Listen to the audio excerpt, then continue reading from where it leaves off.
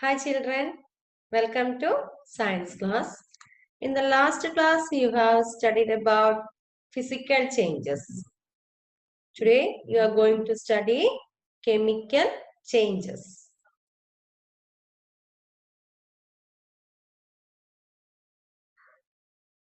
Okay.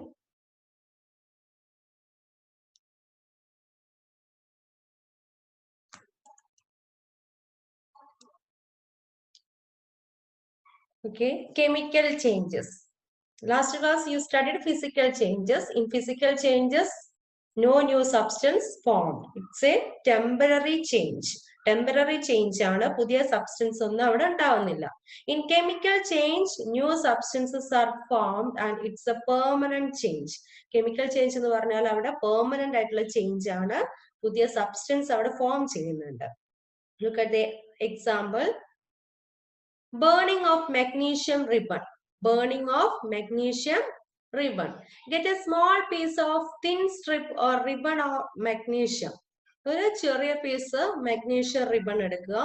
Clean its tip with sandpaper. അതിന്റെ ഒരു വശം സിൽവർ കളറാണ് magnesium ribbon ഉള്ളത്. അതിന്റെ ഒരു വശം സാൻഡ് പേപ്പർ ഉപയോഗിച്ചിട്ട് നന്നായിട്ട് ക്ലീൻ ചെയ്യുക, റബ്ബ് ചെയ്തിട്ട് ക്ലീൻ ചെയ്യുക. Bring the tip near a candle flame. അതിനുശേഷം അതിന്റെ ടിപ്പ് ഒരു കാൻഡിൽ ഫ്ലെയിമിന്റെ അടുത്തേക്ക് കൊണ്ടുവരിക. It burns with a brilliant white light. അപ്പൊ അത് ആ ഫ്ലെയിമിന്റെ അടുത്ത് കാണിച്ചാൽ എന്താ സംഭവിക്കുക? അത് നല്ല പൂത്തിരി കത്തുന്നത് പോലെ നന്നായിട്ട് കത്തും. When it is completely burned, it leaves behind a powdery ash. Full കത്തിക്കഴിഞ്ഞാൽ എന്താ ഉണ്ടാവുക? അതിന്റെ ആഷ് മാത്രമാണ് അവിടെ ഉണ്ടാവുക. അപ്പൊ ഇവിടെ ഒരു എക്സാമ്പിൾ, ഇപ്പൊ magnesium ribbon എക്സാമ്പിളില് new substance is formed. That new substance is ash. Magnesium ribbon burn ചെയ്തു, new substance അവിടെ ഫോം ചെയ്തു. ആ new substance ആണ് ash എന്ന് പറയുന്നത്. That is chemical change. Look at the equation.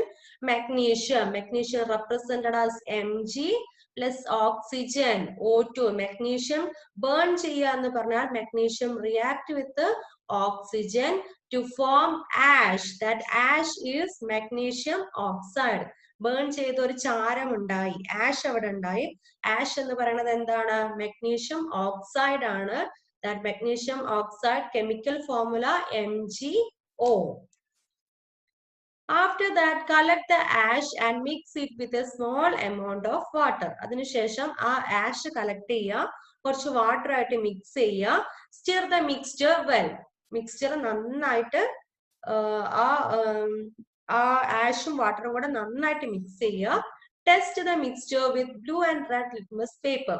After that, test with the blue and red litmus paper to check whether that belongs to acid or base. അത് acid ആണോ base ആണോ എന്ന് test ചെയ്യാൻ വേണ്ടിയിട്ടാണ്.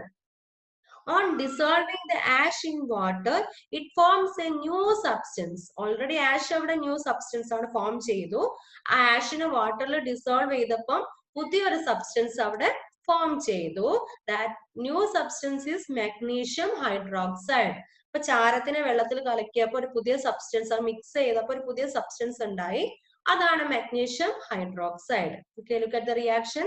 Magnesium oxide, ആ ചാരം, chemical formula MgO plus water എന്ന് പറഞ്ഞാൽ അതുമായിട്ട് പ്രവർത്തിച്ചു, വാട്ടറുമായിട്ട് റിയാക്ട് ചെയ്തു. Water chemical formula H2O to form new substance, that is magnesium hydroxide. It is represented as MgOH twice. MgOH twice. That magnesium hydroxide is base. ആ magnesium hydroxide എന്ന് പറയുന്നത് എന്താണ്? Base ആണ്. ആസിഡ് ബേസ് എന്നുള്ള ചാപ്റ്ററിൽ നിങ്ങൾ പഠിച്ചിട്ടുണ്ട്. ഹൈഡ്രോക്സൈഡ് എന്ന് വന്നിട്ടുണ്ടെങ്കിൽ that is a base. Magnesium oxide is new substance formed on burning of magnesium. magnesium കത്തി ഉണ്ടാകുന്ന ന്യൂ സബ്സ്റ്റൻസ് ആണ് magnesium oxide എന്ന് പറയുന്നത്. Magnesium hydroxide is another new substance formed by mixing magnesium oxide with water. Magnesium oxide ne water il mix ചെയ്തിട്ട് ഉണ്ടാകുന്ന new substance ആണ് magnesium hydroxide. That magnesium hydroxide is base. So red litmus change into blue color. Base ആയതുകൊണ്ട് red litmus എന്ത് colour ആയിട്ട് change ചെയ്യും? Blue colour ആയിട്ട് change ചെയ്യും. There is no color change in blue litmus paper. Blue litmus paper ന് ഒരു colour ചേഞ്ചും ഇല്ല. That is chemical change. Example of chemical change. Next example of chemical change is dissolve about a teaspoonful of copper sulfate in about half a cup of water in a glass tumbler or a beaker. ഒരു ബീക്കറിൽ water എടുക്കുക, അതിലേക്ക് copper sulphate dissolve ചെയ്യിക്കുക. Copper സൾഫേറ്റിന്റെ colour blue colour crystal ആണ്. Add a few drops of dilute sulfuric acid to the solution. അതിനുശേഷം copper സൾഫേറ്റും വാട്ടറുമായി mix ചെയ്തു. അതിനുശേഷം ഡൈല്യൂട്ട് സൾഫ്യൂരിക് ആസിഡ് അതിലേക്ക് ആഡ് ചെയ്യുക.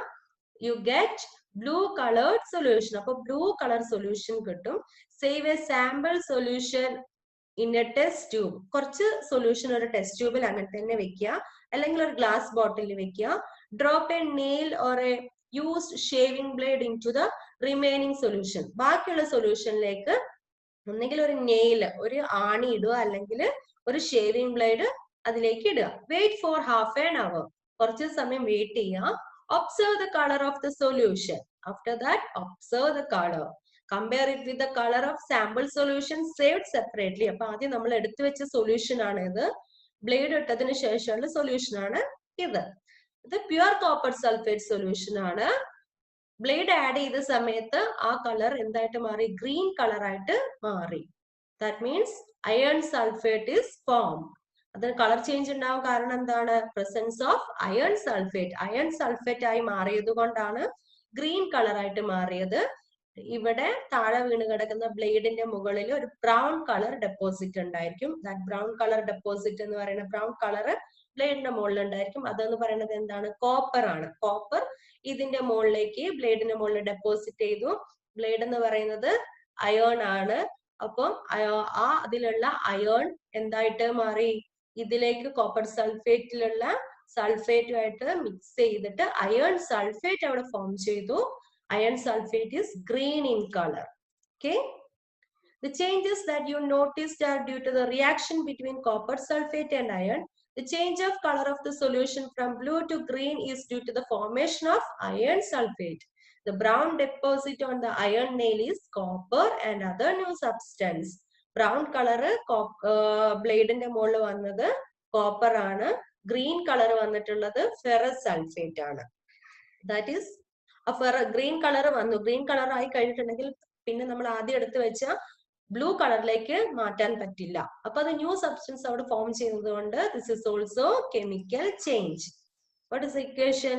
Copper sulphate solution blue colour react with iron. Plus എഴുതിയിട്ടുണ്ടെങ്കിൽ അതിന്റെ മീനിങ് എന്താണ്? React with iron to form iron sulfate solution. That iron sulfate solution is green in color, plus copper is formed. That copper is deposited as brown color. Copper എങ്ങനെയാണ്? Brown colour ആയിട്ട് deposit ചെയ്തിട്ടുണ്ട്.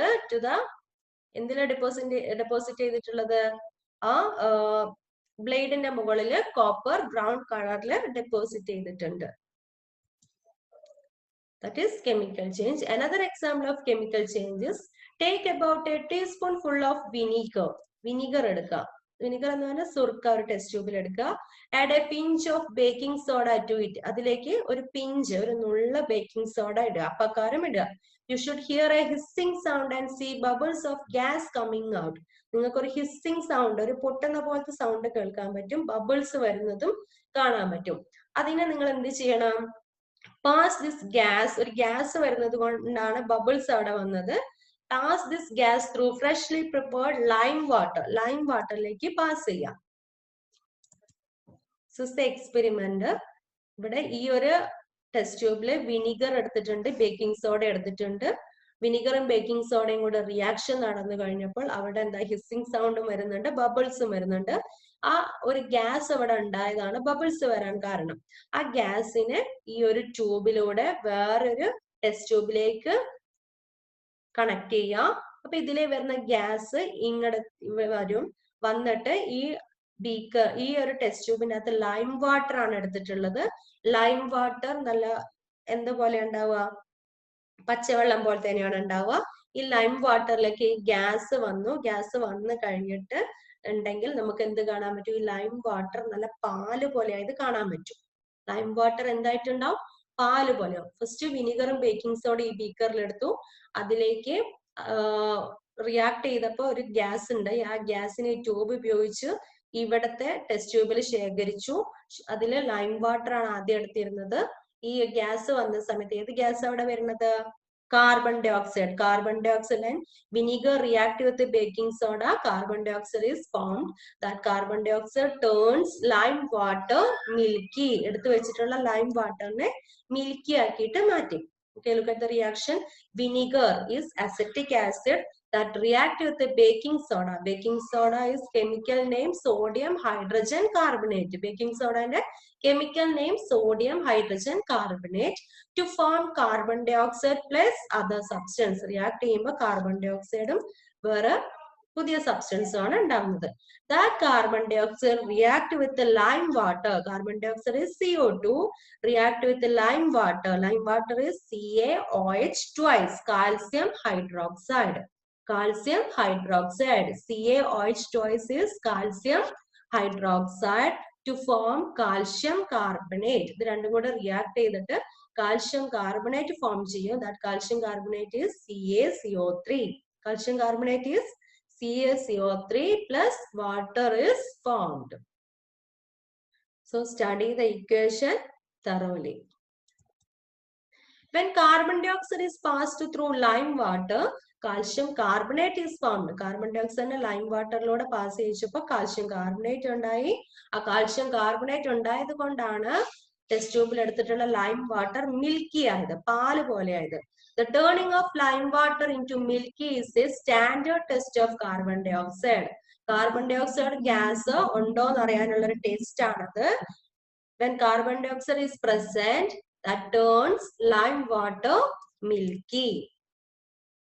A change in which one or more new substance are formed is called a chemical change. ഒരു change അതിൽ തന്നെ ഒന്നോ അതിൽ കൂടുതലോ പുതിയ സബ്സ്റ്റൻസ് ഫോം ചെയ്തിട്ടുണ്ടെങ്കിൽ that type of changes are called chemical change. A chemical change is also called a chemical reaction. So write down, study the equations and read the textbook thoroughly. Study well. Thank you.